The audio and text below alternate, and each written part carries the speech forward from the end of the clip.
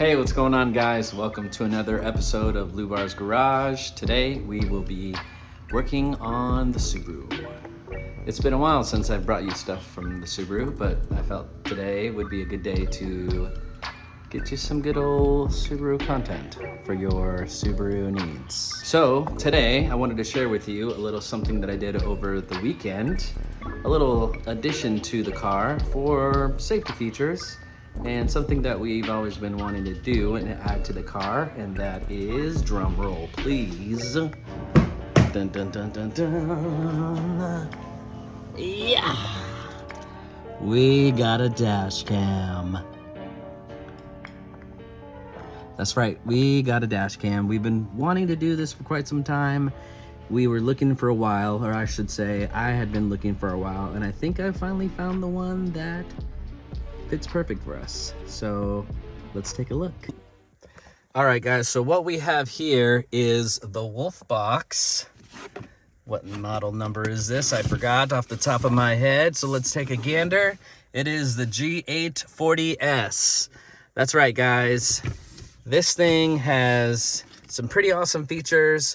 One of the biggest features that I really love right off the bat is you have the display right here and there. So some of the ones that I've looked at, you actually have to download a separate app on your phone. So if you're trying to check out the rear view, right? So right now we're on the rear view. Let's say we wanted to look at the front view. All I got to do is literally swipe right and boom, there we go.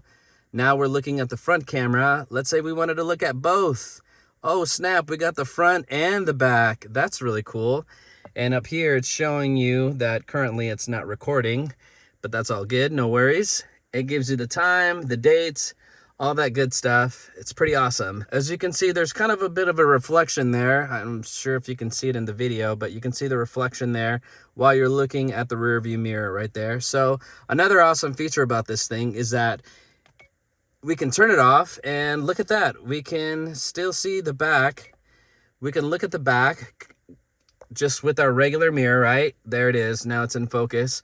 So there you go. But the cool thing about it is even if you turn it off, it's still going to be recording, which is awesome. So you don't lose recording time at all. And what I ended up doing is I ended up putting the cables through and feeding it through the liner down here and ultimately down into the fuse box down here, which we'll go over in just a second. Before we do, let's check out some of the sweet features of this thing. So you tap it here, you got your record button. If you want to take a picture, you hit the picture button, boom. Now it took a still of that. If you wanted to lock in your file, boom, you got that. We got a little speaker there if we want to turn it off or on. Then over here, we can adjust our brightness. There we go. Tap it down. Brightness is going down. Awesome. Let's bring it back up because I like the brightness. There we go. That's a good one. And then here we can switch through the different modes, like I said, but we can just do that. And then we got we can access the files here, and then here's our settings right over here. So in order to access these settings that you see here that are not being able to access right now, you'll hit the record button so it stops recording. And there you go. Now you have access to your videos. So let's see what we have. So these are all the videos that it has logged.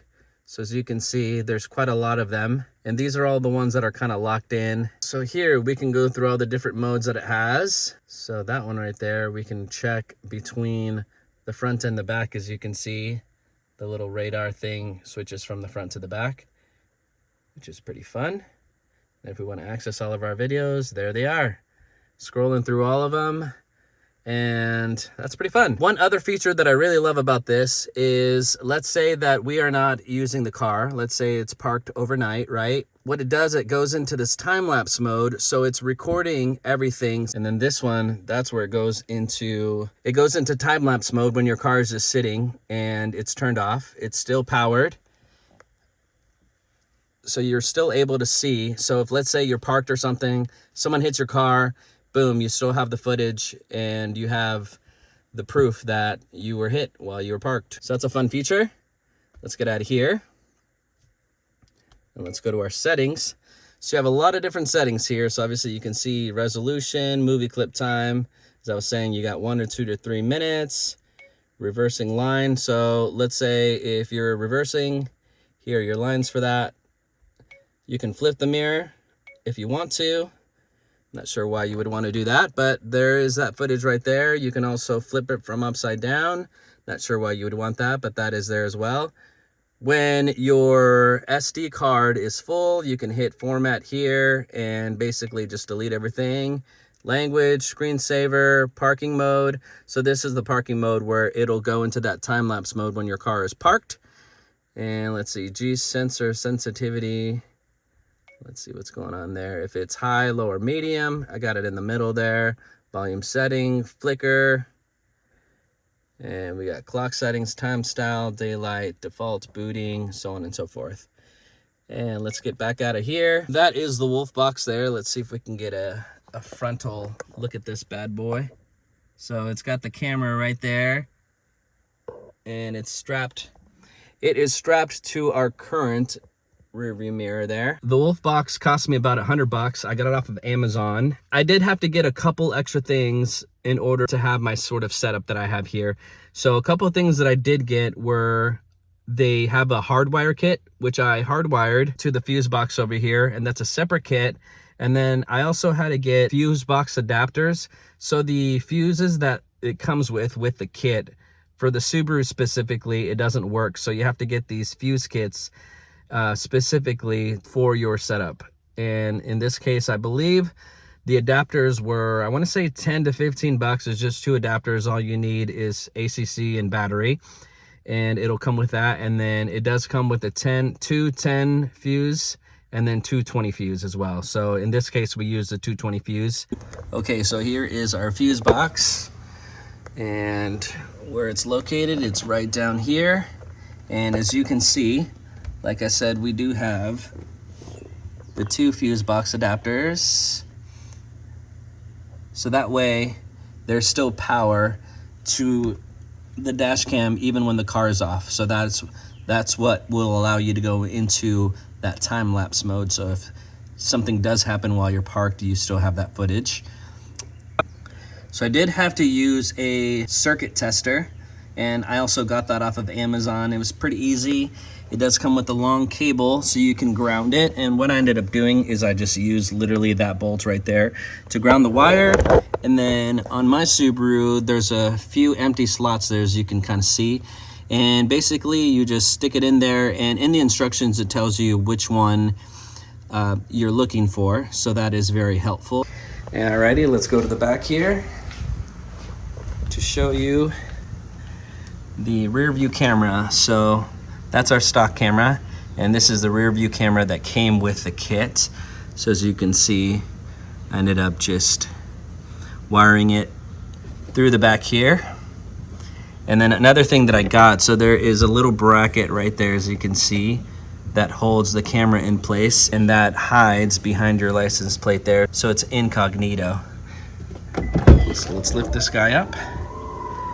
And what I ended up doing is I ended up taking this back panel off and running the wire all the way through here, down into here, and then fed the wire through there, pulled my liner off, and just fed it all the way through the panel, all the way to the front there. That way it's nice and clean. You don't see any wires. Everything's tucked away nicely. And there you can see it from the way back. Okay guys, well there you have it. That is the Wolfbox G840S dash cam that I purchased from Amazon. Again, it was about $90 when I bought it. And collectively with the hardwire kit and the circuit tester and the bracket in the back, all of that cost me, I would say, about 150 bucks. So about 150 bucks, you get your dash cam hardwired to your car, and that way you have proof if there was any sort of accidents that's ever happened, or your car got hit or stolen or broken into at night. You have that for your protection. And because we do travel a lot, this is primarily the car that we use to travel for our photography. We wanted to have just that extra protection just in case while we're, traveling across the country. We do have proof, or we would have proof of any sort of accidents or getting hit or getting our car stolen or broken into or whatever the case might be. That is it, guys. If you have a dash cam on your car, let me know which one you do have, and let me know what you think about this Wolfbox. Because again, I did try other ones, and this one was the one that I just liked the most. It's super easy to use. It's all hands-on right there on the actual screen.